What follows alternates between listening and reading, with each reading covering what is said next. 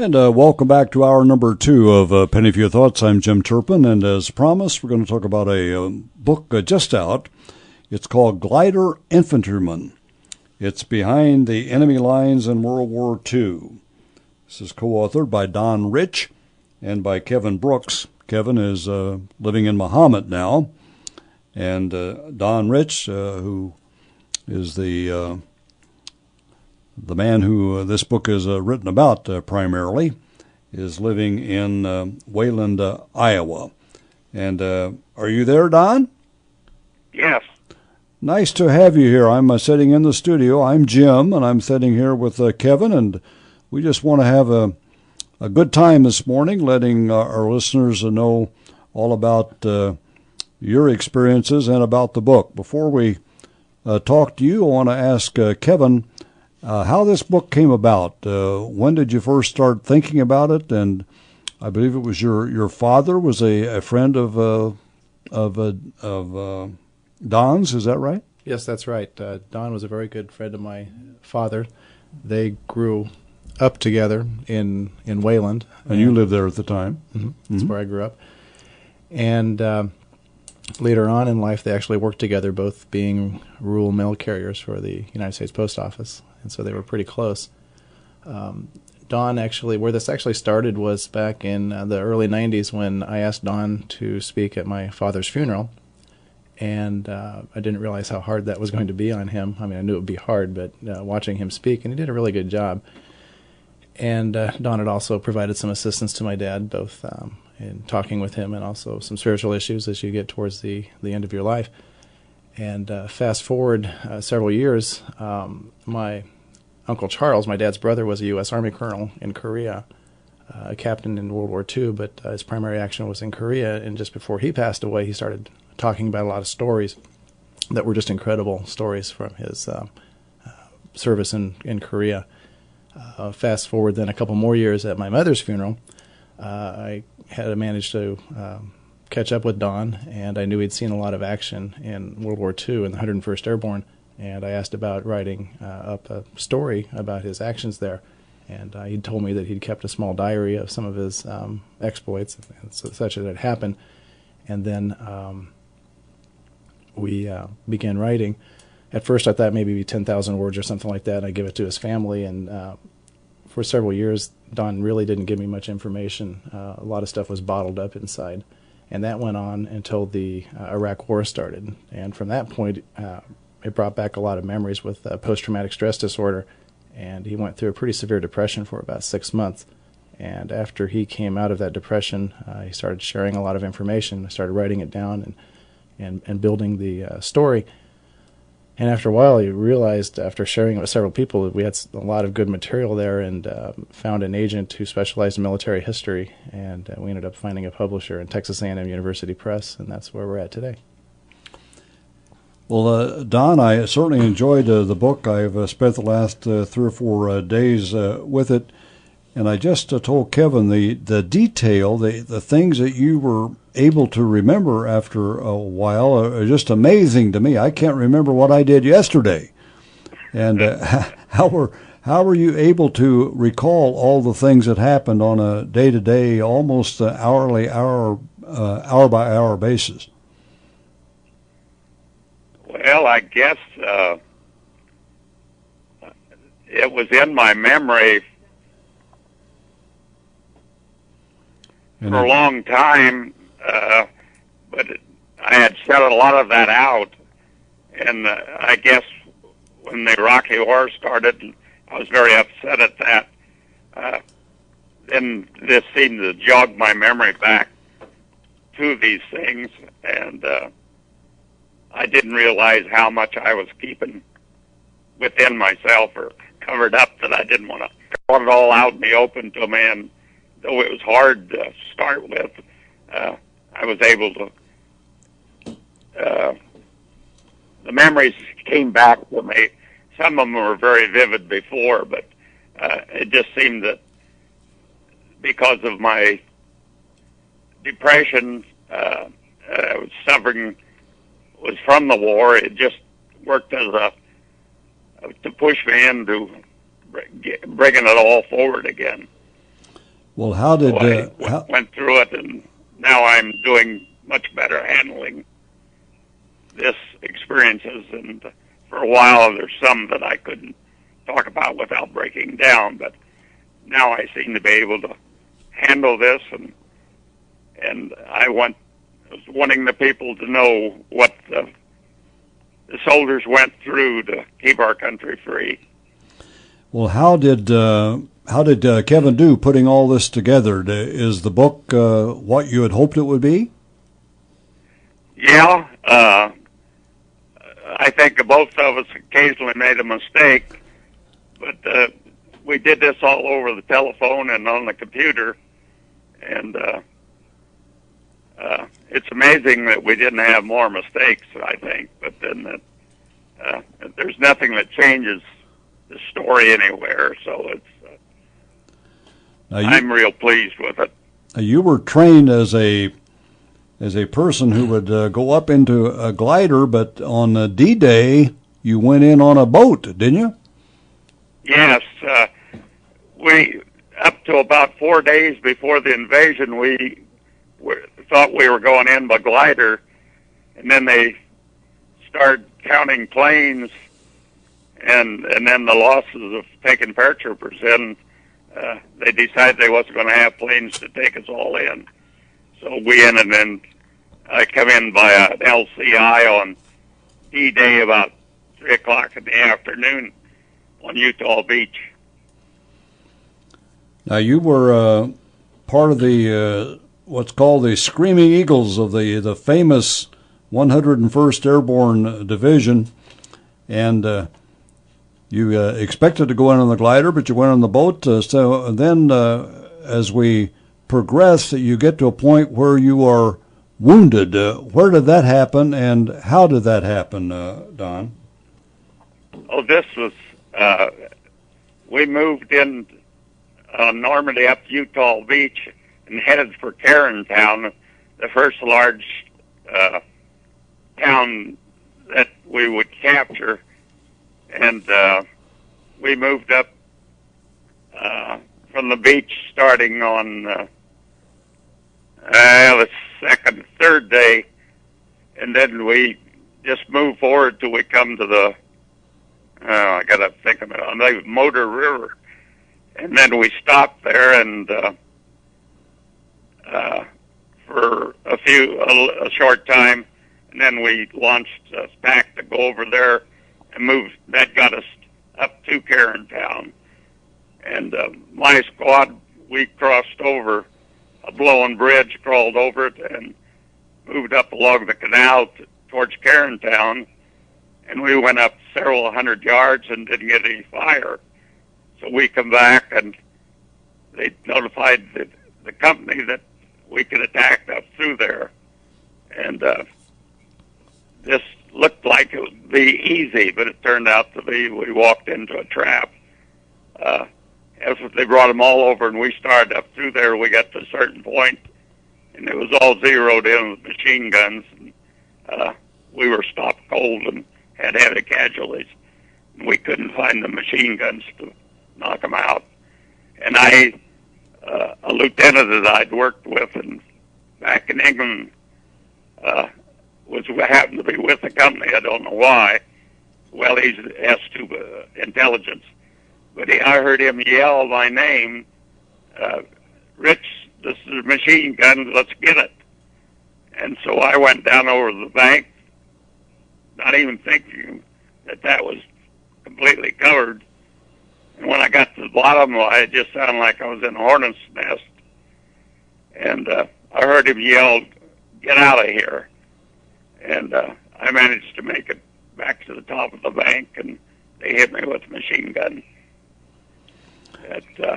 So when you were wounded, then you were evacuated, and you went back and had to rehab for a while. And then let's fast forward here. We need to because of the time, Don. But let's forward to the time that you actually did get into a glider, and you landed in the Netherlands, along with a lot of other people from the airborne. And talk about being in that glider and the landing itself, if you could, please. Okay. We threw across the channel, English Channel, and into as we crossed into Holland, the Germans had blown dikes, and much of the area was flooded. But we moved on across to what the name of the Son was our drop area.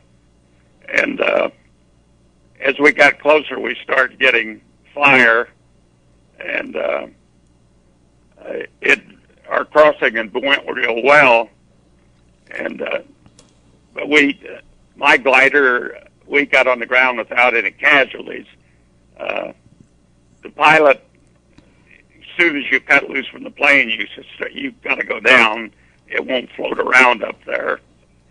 And as we come down to the field, they had drainage ditches through the fields, and he spot them, and he raised it up twice, enough to clear them. And the third time, he says, "There's nothing coming up, and I can't get over it."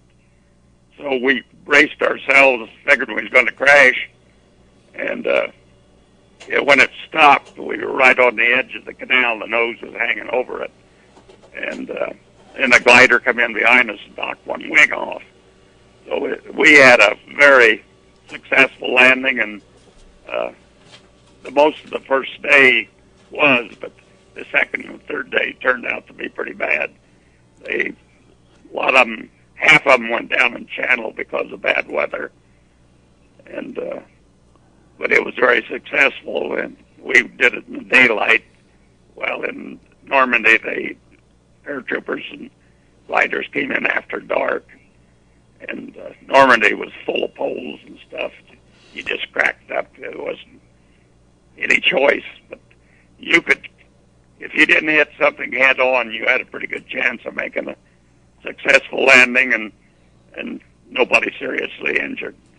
But if you hit something head on, people were going to get killed. Don, hold on for a minute. I want to ask Kevin, in putting this book together, you not only talked to Don, and the book is in first person. It's Don's story, basically, but you talked to how many other veterans before you put this on paper? I interviewed about 6 veterans from the 327 Glider Infantry for the story. One of the veterans was actually a guy by the name of Roy Neff from Mattoon, who was in the 401, which was the 3rd Battalion of the 327. Don was in the 2nd Battalion, and he added some insight and such to it. But a couple of the guys passed away before we got the book done. These guys are all between 88 and 92 years old. You were talking about memory and such, but 92-year-old Lloyd Gross, who's from Minnesota, called him up one day, and I just asked him the question, Lloyd, sometimes you don't even remember who I am when I call, but you're able to recall this stuff. And he said, Kevin, if you'd have been there, you wouldn't forget. And one of the problems I have is that all these guys that I've been in contact with are still giving me information that would have been great for the book as the memories are uncovered. But just before we went to publishing, I'd been asking National Archives and searching to try to find the records from the 327, and I kept being told that they didn't exist. And just before publishing, to send it to the publisher, I got a call from the National Archives and said, hey, guess what? We found it. After years of looking, they found some of the records. And I was amazed at how accurate things were from the records from the 327 with what the guys were telling me. It's amazing to me that they're able to remember all these things in minute detail. And Don, I wanted to again fast forward to the famous Battle of the Bulge, and what happened there? What was your role there? And at one point, you were completely surrounded, weren't you? Yes, for 6 days. So what happened after that? How were you able to get out of that situation? Well, we had just got out of Holland and been back in camp for about 3 weeks, and was starting to repair our guns, and some of the guys had furloughs to Paris, and we hadn't got replacements yet to replace our losses, which was been 50%. Well, it was over 50% from Holland. And then they called and said the Germans was breaking through, and they loaded us on semi-trucks, trailers, and hauled us up there. And we got there and at night, and it was turning cold, beginning to get cold weather. And we had, well, we didn't have enough ammunition or guns or no winter clothing, and we weren't prepared for a winter battle at all.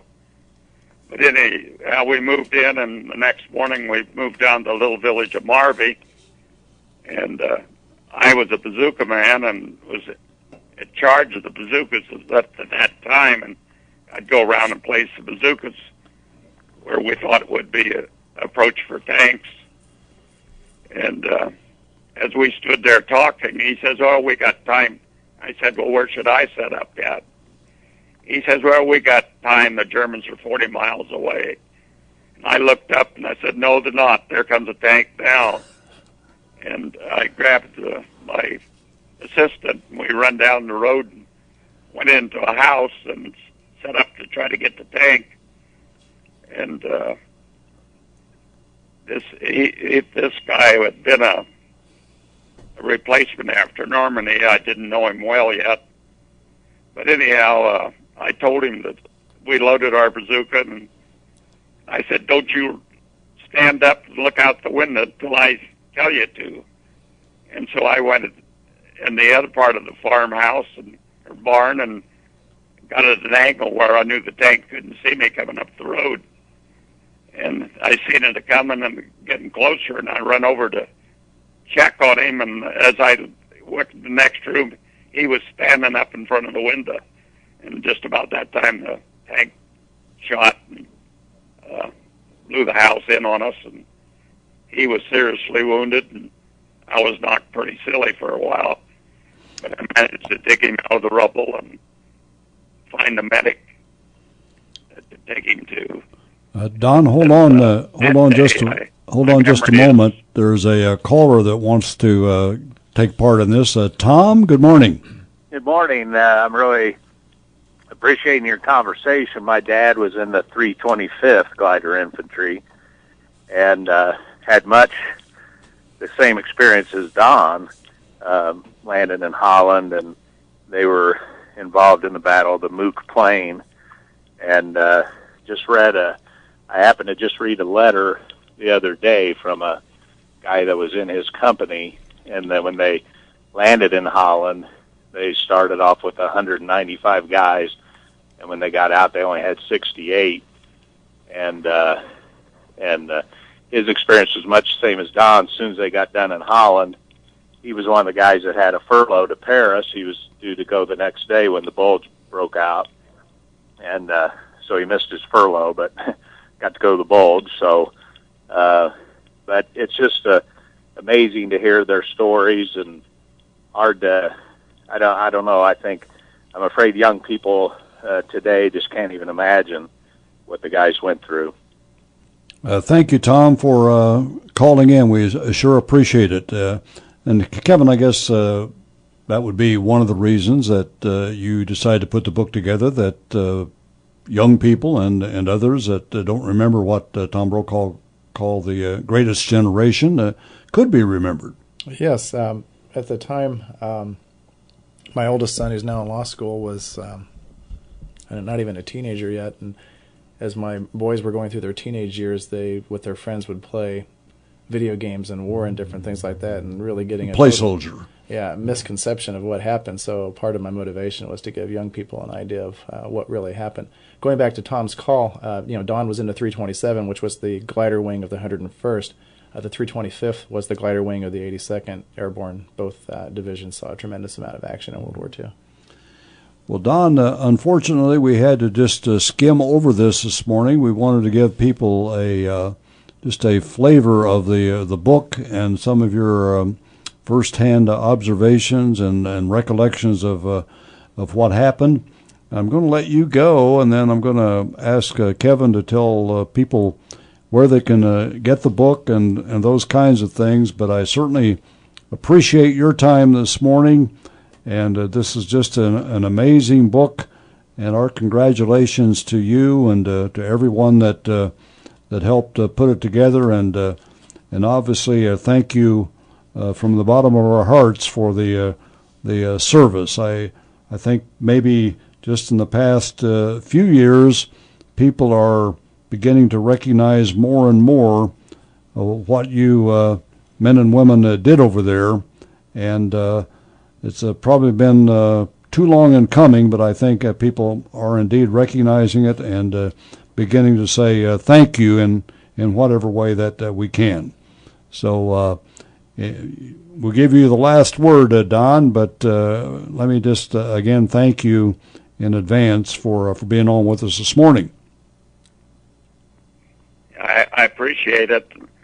I just wanted, if I got a few seconds yet, it went down below zero while we were in there and without winter clothing. And our foxholes would have from 18 inches ice on the sides of them all morning. And I never could figure out how we managed to live through that kind of weather. We're being short on rations and winter clothing. Yeah, I know you got a bad case of frostbite over there. That must have been pretty bad conditions. Thank you so much, Don. Yeah. Appreciate your time. Okay.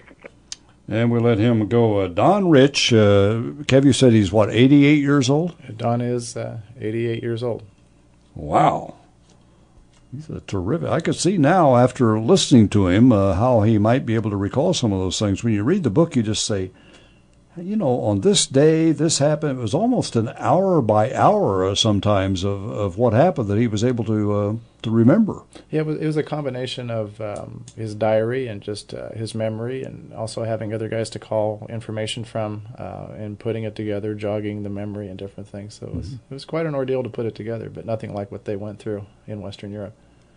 Well, congratulations on just a terrific book. I predict a lot of people that would like to get their hands on this. And how can they do that? Is this in the bookstores now, or do you have to go online, or what? Well, locally, we do have some signed copies that are signed by Don at the Muhammad IGA. Okay. They're available there. Barnes & Noble here in Champaign has a few copies. Those are not signed, but they have a few copies out of Barnes & Noble. You can also get it online through Texas A&M University Press, also Amazon and Barnes & Noble online, any normal book distributor. We also have a website. If you want a signed copy and you don't pick it up locally at the IGA, that website is www.gliderman.com. Again, www.gliderman.com. We also have a Facebook page linked there to a page where Don and another soldier that was with him actually get on there and correspond with people and such. But you can also order a signed copy through that. Well, that's terrific. That's convenient, and it sounds like you got a lot of outlets for it. Thank you for being on this morning. I think a lot of people like these kind of stories, and as I was trying to say a little while ago, just recently, in the last few years maybe, we have begun to realize these are farm boys, friends and neighbors, just all got together, and there was a need, and they went and got it done. Yeah. What really strikes you is how humble and modest they are about it. Mm-hmm. They don't go around parading this. The book just tells the story. It's not glorifying anything and making them out to be superheroes. It just tells it like it was. Thank you very much. Appreciate your time, and best of luck with the book. Right. Thanks, Jim. And it's 10:34, time for the news headlines with Ed Kelly. When we come back after that, we'll have an open line up until 11 o'clock. This is Penny for Your Thoughts. I'm Jim Turpin. I hope you enjoyed our conversation with Kevin Brooks and Don Rich. Don Rich is out in Wayland, Iowa. I meant to ask him if he was at a caucus last night, but I forgot. But he's 88 years old, and what a time he had in World War II. The book, again, is called Glider Infantryman. Then the subhead is Behind Enemy Lines in World War II. A member of the famed Screaming Eagles of the 101st Airborne Division, Donald J. Rich went ashore on D-Day at Utah Beach, was wounded in a bloody battle, landed in a flimsy plywood and canvas glider on the battlefields of Holland, and survived the grim siege with the battling bastards of Bastogne. This was during the Battle of the Bulge. This is Rich's eyewitness account of how he, along with thousands of other young men from farms and small towns and cities across the United States, came together to answer the call of their nation. It is also a heartfelt tribute to the many thousands who gave their lives in this struggle. Co-authored by Kevin Brooks, the son of Rich's best friend and World War II comrade, this book covers a span of nearly 3 years from February of 1943, when Rich left his family in Wayland, Iowa, to report for duty at Camp Dodge near Des Moines, until his return home 5 months after the end of the war.